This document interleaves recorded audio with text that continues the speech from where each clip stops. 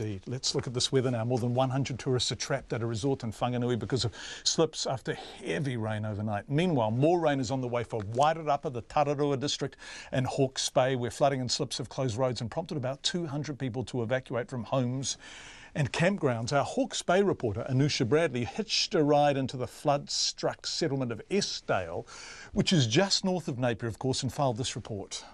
30 people were evacuated early this morning from the Estdale Holiday Park just north of Napier, and residents returning this afternoon found it strewn with debris, mud and silt. Campground resident Arthur Yarnold was woken at 6:30 this morning with a warning that Esk River was about to breach its banks.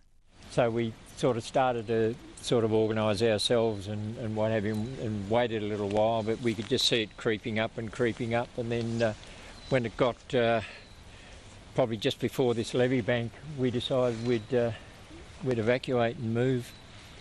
His neighbour, Bailey Salter, says he didn't realise how bad the situation was until the camp manager told him to leave.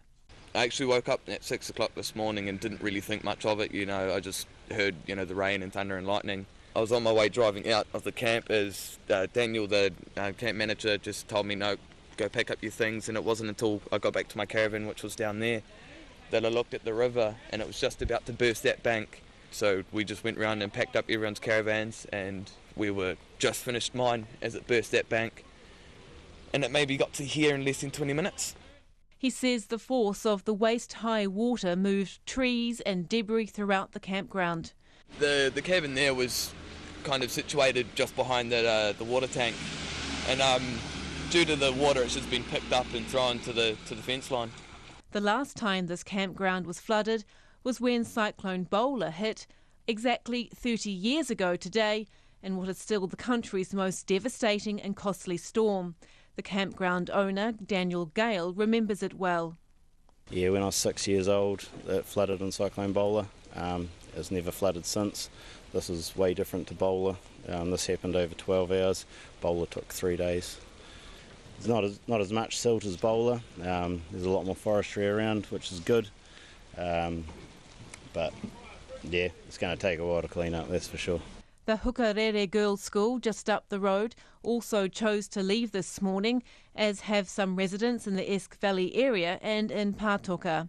And students from Havelock North Intermediate were also evacuated from their school camp in Rissington. Principal Julia Beaumont says more than 60 students were affected.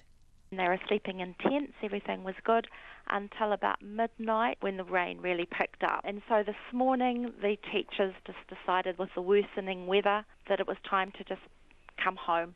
People living near the Esk River catchment are being advised to prepare to leave if necessary, because more heavy rainfall is forecast to fall tonight and tomorrow.